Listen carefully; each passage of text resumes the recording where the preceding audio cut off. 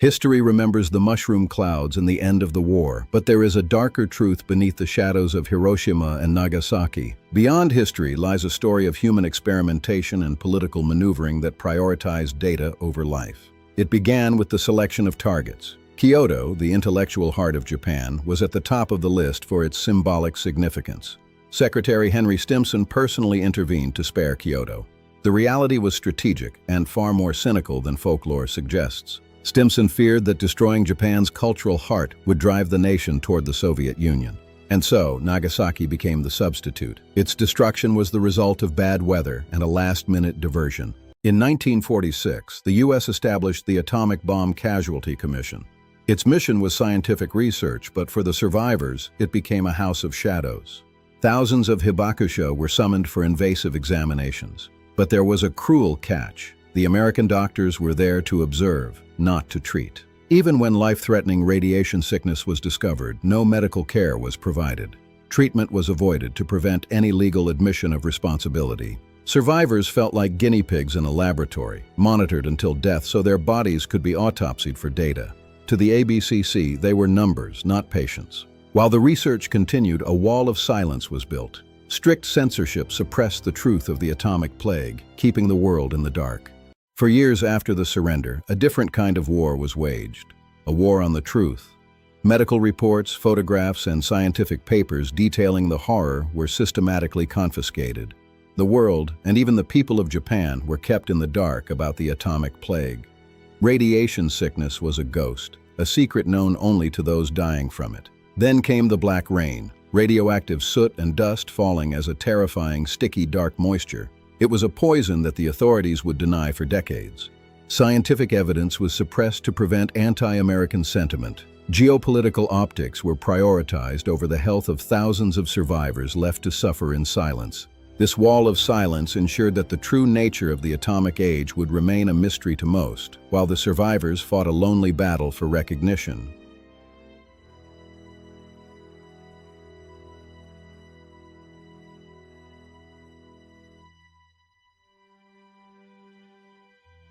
For those who survived the blast, a second tragedy awaited. They were the hibakusha, the bomb-affected people, and they carried a stain that society refused to wash away.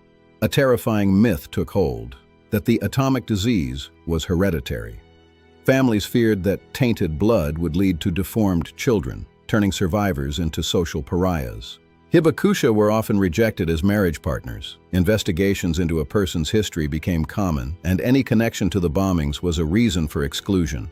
Many chose to hide their status, burying their trauma to protect their children's and grandchildren's futures. Survival became a secret to be kept at all costs. The social ostracism was a wound that would not heal, a lonely battle for acceptance in a nation that wanted to forget the horror they represented. The discrimination didn't end with marriage. Many employers refused to hire survivors, assuming they were too weak or sickly to work. The hibakusha were often the last to be hired and the first to be let go. This systemic rejection forced many survivors into a cycle of poverty and isolation. They were left to bear the physical and financial costs of their injuries alone. For over a decade, the Japanese government provided no significant medical subsidies. The responsibility of the state was a slow, painful secondary battle for the survivors. It wasn't until 1957, 12 years after the bombings, that the Atomic Bomb Survivors Relief Law was finally passed. But for many, the aid came far too late. The struggle for medical aid was a testament to the resilience of the hibakusha, a reminder that the war did not truly end in August 1945. For 75 years, justice was determined by a line on a map, an arbitrary border that decided who was a victim of the Black Rain and who was not.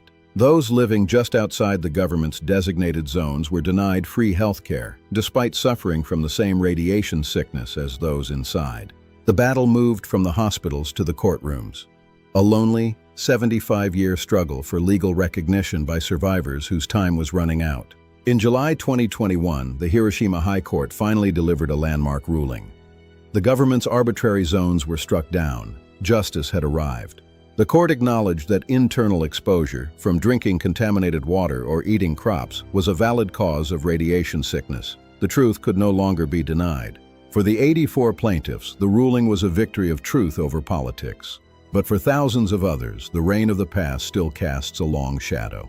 In the wreckage of Hiroshima and Nagasaki, tens of thousands of voices were silenced and then forgotten. They were the Korean victims, an estimated 30,000 lives lost in the atomic fire. Many were forced laborers, brought to Japan against their will to fuel the war machine. When the bombs fell, they were trapped in a land that was not their own. For those who survived, a new nightmare began: double discrimination. Ostracized for being Korean and feared for being hibakusha, they were outsiders in a suffering nation. They struggled for decades to receive the same medical benefits as Japanese survivors. Their fight for recognition was a battle against both radiation and prejudice. Today, their memorial stands as a somber reminder that the atomic tragedy knew no borders and that some wounds are deeper than the skin.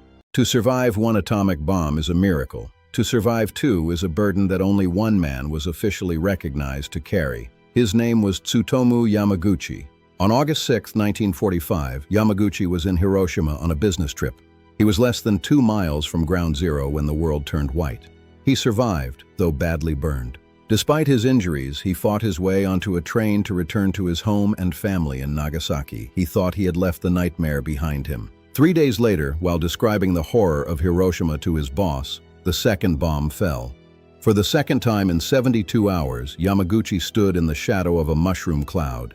Yamaguchi lived to the age of 93, becoming a powerful voice for disarmament.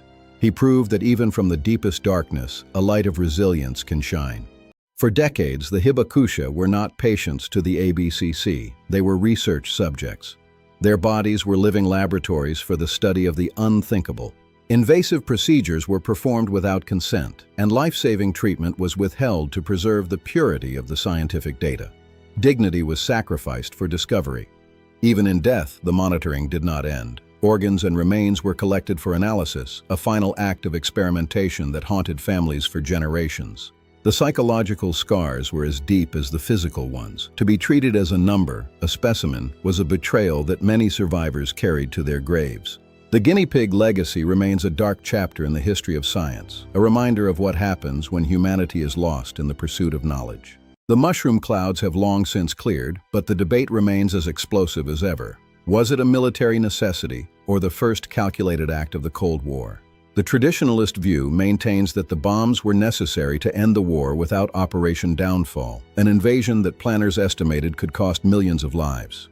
But revisionists argue that Japan was already on the verge of collapse. They suggest the bombs were atomic diplomacy, a show of force meant to intimidate the Soviet Union. As the number of living hibakusha fades, their plea remains constant: never again. They are the living evidence that the cost of diplomacy is often paid in human skin. The truth of Hiroshima and Nagasaki is a mixture of horror and resilience, a reminder that in the pursuit of power, it is the innocent who are left to stand in the shadows. 10 chapters of a hidden history. From the calculated choice of targets to the clinical observation of suffering, we have looked behind the curtain of the atomic age. But the true story of Hiroshima and Nagasaki is not written in military maps or scientific charts. It is etched into the lives of the hibakusha, the survivors who bore the unthinkable. The shadow of the mushroom cloud lasted 75 years, through social rejection, economic hardship, and a lonely battle for the simple right to be recognized. In the resilience of Tsutomu Yamaguchi and the persistent plea of thousands, we find the core of this tragedy, a commitment to ensure that no one else ever stands in this fire. The dark truth remains a reminder for the future, that in the name of power the cost is always paid by the innocent, and their memory is our conscience.